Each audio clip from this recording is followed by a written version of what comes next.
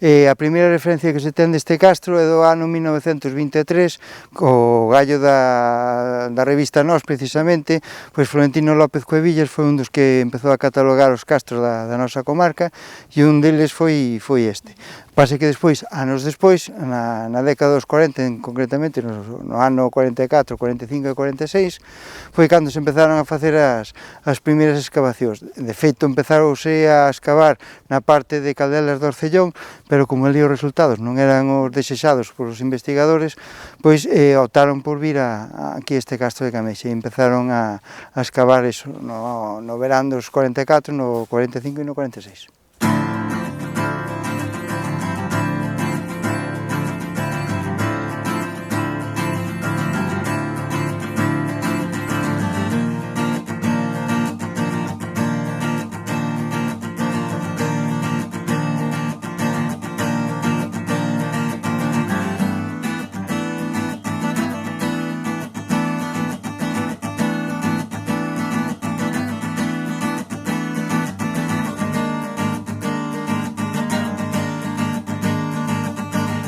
Unha vez que se fixeron esas excavacións nos anos 40, o propietario da finca, ao cal tamén lle agradecemos aos seus descendentes pois a súa disponibilidade para poder facer esta actuación aquí, pois vendo que non se facía nada máis, optou por volver a tapar todos os restos.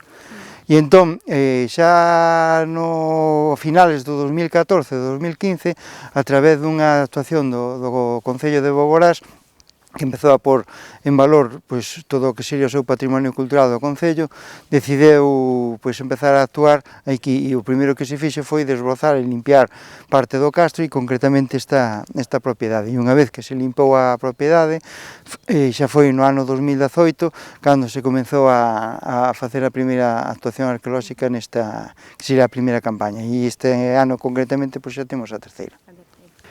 Bueno, o meu nome é Lois Saavedra, son arqueólogo profesional e, bueno, esta é a primeira campaña que fago en Cameixa e, bueno, pues un pouquiño contarvos como é o día a día do noso traballo, non? Todo o mundo ten esa imaxe un pouquiño pechada polos medios e tal, de que os arqueólogos, ao final, o que nos dedicamos é a mover pincelitos, buriles, cousas moi detallistas, ou, bueno, xa cando non, que somos unha especie de aventureros e tal, eso tamén é verdade, pero ao final o noso traballo é un poquinho moito máis parecido á realidade, non? E aquí podedes ver, bueno, que estamos nunha zona de que agora mesmo estamos traballando con un certo nivel de detalle, pero en realidade todo o movimento de terras que houve aquí, pois houve que facelo con carretilla e con sacho, non? O noso traballo, fundamentalmente, é documentar todas as evidencias que nos permitan saber un pouquiño como era o día a día desta xente, non? O resto da historia, pois, a contaron os vencedores no seu momento, os cronistas romanos, e nós o que estamos é un pouco vendo, en realidade, como era a xornada diaria desa xente, que se alimentaban, onde cociñaban os seus alimentos, e como estaba estruturada a súa maneira de vivir, non? Bueno, é un pouco o traballo dun arqueólogo, non?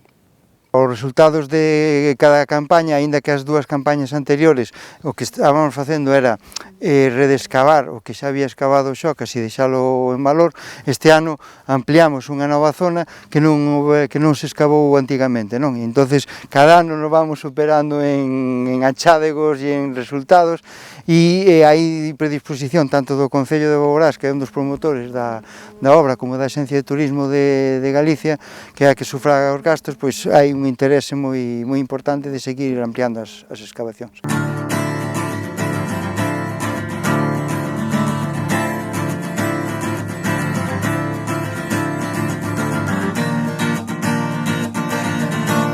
Pois normalmente ao largo de todas estas campañas o equipo en número máis ou menos é o mesmo, somos entre 3-4 arqueólogos e arqueólogas, e despois, unha vez que rematamos os traballos de excavación, veñen unha restauradora a digamos, consolidar as estruturas para que queden visitables ao público.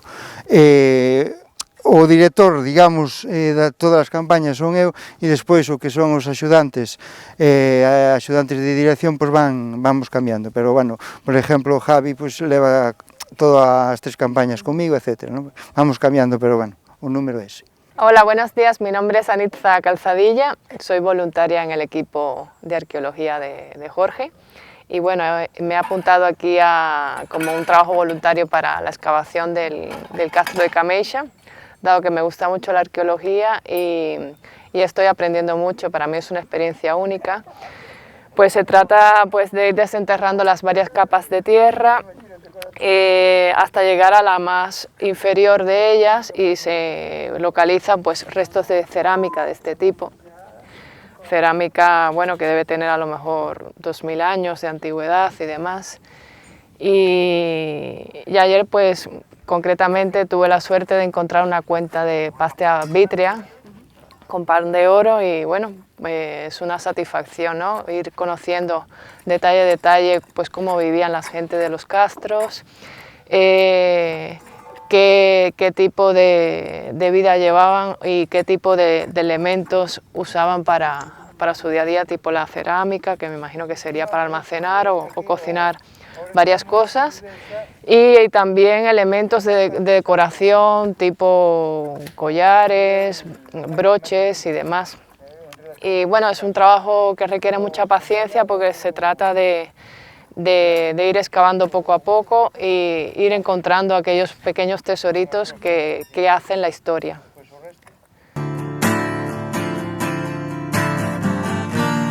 Na campaña do 2018, unha vez que empezamos a facer a excavación, o primeiro que descubrimos foi unha das pedras cun burato na parte máis alta, e iso nos deu pistas a descubrir que era o que sería o burato dun poste central, é dicir, en torno a esa pedra o que fixeron foi levantar a súa vivenda de palla barro.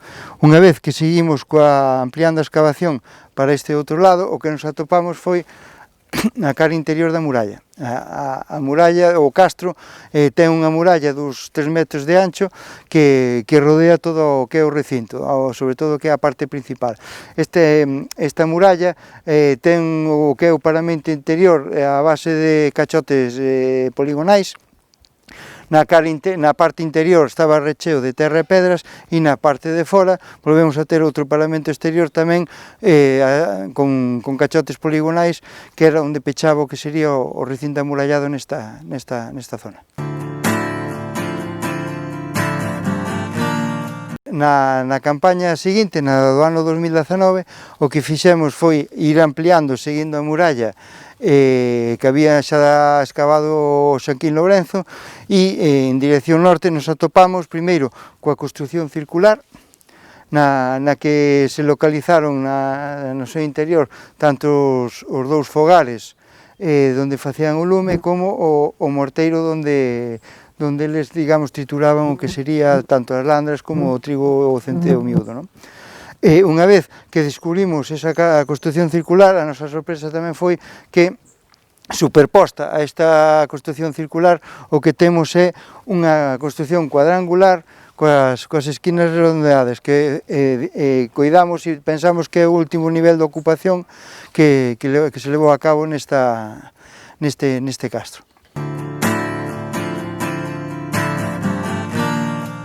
Pois nesta campaña deste ano, do 2020, o que fixemos foi seguir ampliando a excavación que xa deixamos do ano pasado, pero coa novidade de que ampliamos a excavación a unha zona xa non excavada por Xaquín Lourenzo. Entón, o que nos atopamos foi o peche da construción cuadrangular, pero para a nosa sorpresa foi que un dos muros continuaba en dirección norte, o cal nos dá constancia dunha digamos, estancia, entre comillas, máis grande e que tería, digamos, outra función distinta da que sería a máis pequena, non? En canto a chádegos, pois é o que dicíamos, tamén apareceron restos do pavimento original da última construción do século I despois de Cristo e o derrume todo do que sería da construción circular.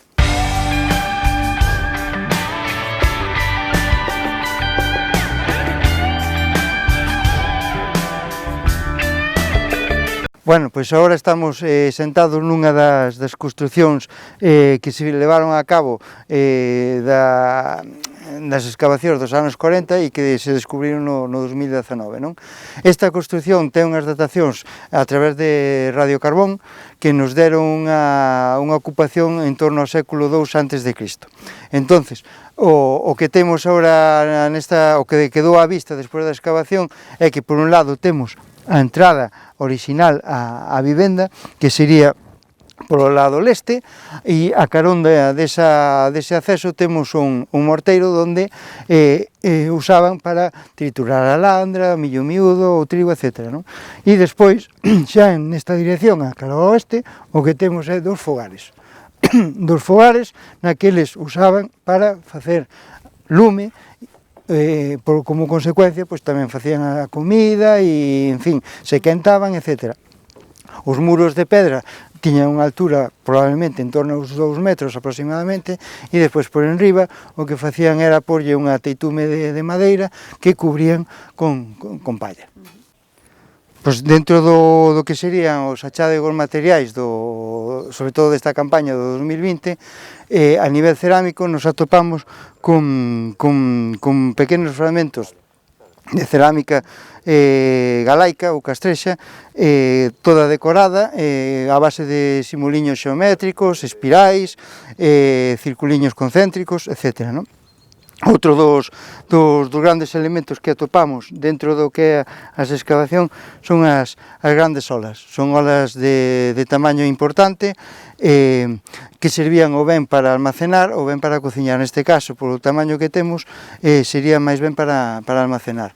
Almacenar líquidos tipo, pois, o mellor viño, aceite, auga, etc. Non? Outra da tipoloxía que sigue aparecendo neste castro é a xa estudiada por varios historiadores, a cerámica tipo cameixa, que se caracteriza por ser unha cerámica que foi a primeira, digamos, estudiada e localizada neste xacemento, que consiste en bordos máis ou menos esvasados para un lado e olas panzudas, é dicir, que teñen unha panza moi desenrolada e ao final rematan nun pequeno fondo que é a que sirve para suxeitar a propia peza. Ben, pois outro dos obxectos que atopamos nesta campaña foron de momento, e digo de momento, 5 doas de colar de pasta vítrea de distintos colores. Estes elementos polo xeral non se fan neste castro, senón que veñen importados de outras zonas do Mediterráneo, o cal xa nos dá pé a falar e a pensar que hai un comercio importante pois, entre as distintas zonas do que é a Península Ibérica. Non? Despois tamén o que temos é os restos dunha fosaiola. Para explicarnos facilmente, formaba parte da elaboración do lino, é dicir, do liño. É dicir, onde está o burato se coloca un pau de madeira e despois se coloca o liño e se vai dando voltas para ir enredando o que sería o liño. Pois topamos este ano esta e as outras campañas hai outros 2 ou 3 máis.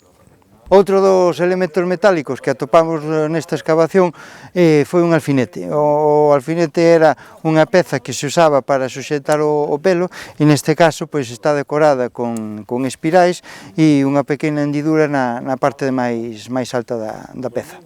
Os achados que vamos atopando cada campaña, pois o que facemos é si son os materiais cerámicos, o que facemos é limpalos, pomoslle unha pequena sigla, un pequeno número, o registramos nunha base de datos e unha vez que temos todo eso, os empaquetamos e os levamos ao Museo Arqueolóxico Provincial de Ourense, xa que hai unha resolución de patrimonio cando nos autorizan estes traballos a que se destinen ali. E despois os achados metálicos como fíbulas, alfinetes ou agullas, etc., o que facemos é darllos á restauradora e ela con os materiais especiales, con os líquidos especiais, os pon máis ou menos para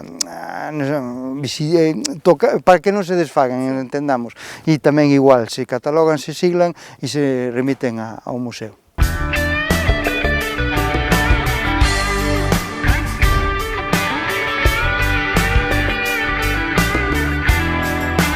unha vez rematado o que sería todas as campañas de excavación, por parte do Concello o que se vai a facer é unha serie de visita guiada, é dicir, unha vez que se rematen os traballos de consolidación das estruturas, deixalo todo ben preparado, se vai a facer o que se chama un museo aberto, é dicir, pois, calquera persona que queira visitar ao longo do ano, pois, o castro vai a poder a facer sin problema ningún, vai a ter unha serie de paneis explicativos cos resultados de cada campaña para que poida saber que é o que se atopou e que é o que se ampliou nas excavacións, e unha vez rematado todos os traballos arqueolóxicos por parte do Concello de Boborás, pois dentro das medidas que temos desta pandemia do COVID, pois se farán unhas visitas guiadas con cita previa, de tal maneira que se poida vir ao que é o xacemento a través dunha visita guiada para que se explique todos os resultados das distintas campañas.